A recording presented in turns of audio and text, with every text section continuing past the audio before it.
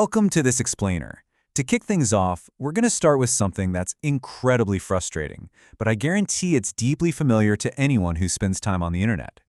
You know that feeling when you hit a classical barrier? You get a firewall warning or an anti-spam message, and you're just flat out denied access?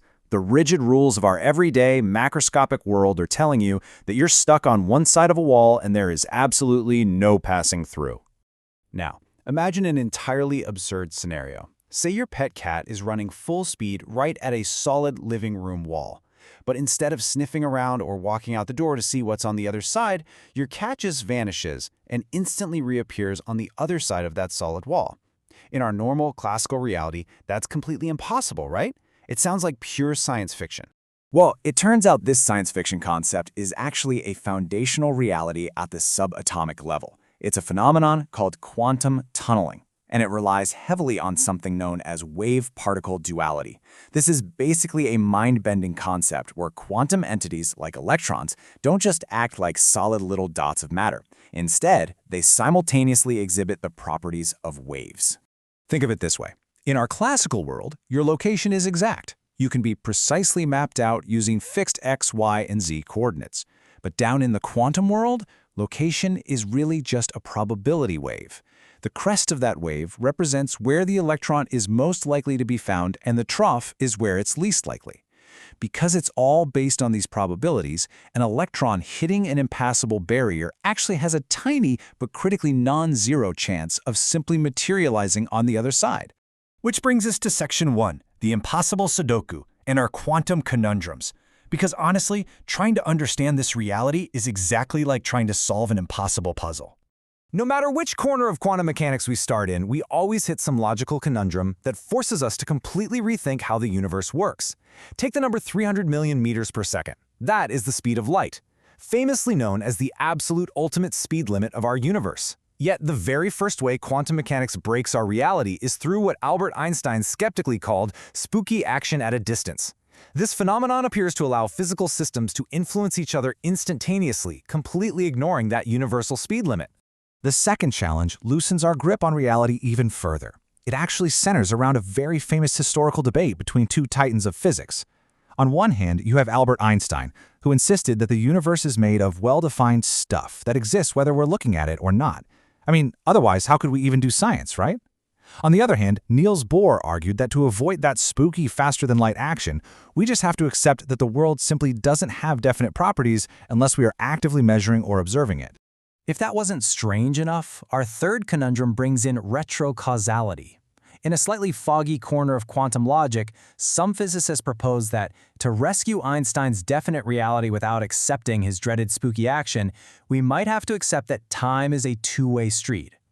Basically, this means the effects of a lab measurement today could literally travel backwards in time to affect what a quantum system was like before you even looked at it. And our fourth challenge proves there is no view from Olympus. A God's eye view of a single, objective reality is impossible, even in principle. Recent research actually shows that two scientists can carefully observe the exact same quantum event, record completely different outcomes in their separate labs, and both of them can be entirely 100% correct. So, moving on to Section 2, why it matters and quantum in real life. You might be wondering why we should even care about these broken rules. Well, simply put, without this subatomic weirdness, you wouldn't even exist to question it.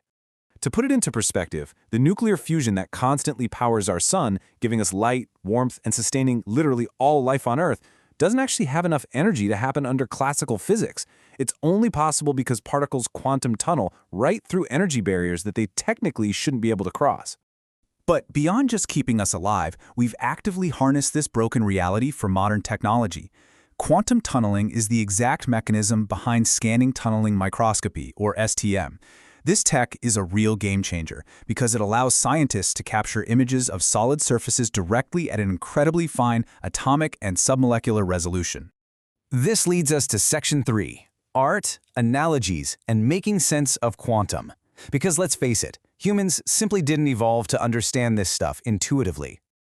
Our brains are heavily wired for the everyday, macroscopic world, so researchers are constantly having to figure out how to make the unseen seen and the incomprehensible somehow graspable for the rest of us. To bridge this massive gap, scientists, like James Day at the Stuart Blusson Quantum Matter Institute, are teaming up with visual artists to find a common language through metaphors. They're literally building hands-on models using everyday dollar store items. We're talking styrofoam balls, plastic shot glasses, and sticky arrows, all used to turn incredibly complex lattice structures into interactive, tangible games. And you know what? This approach of using relatable stories and play is remarkably effective. In fact, educational programs over in Denmark are successfully teaching heavy concepts, like superposition and Schrödinger's cat, to kids who are just 8 to 10 years old. They use a children's book series called Fin Photon, which proves a fascinating, almost funny point.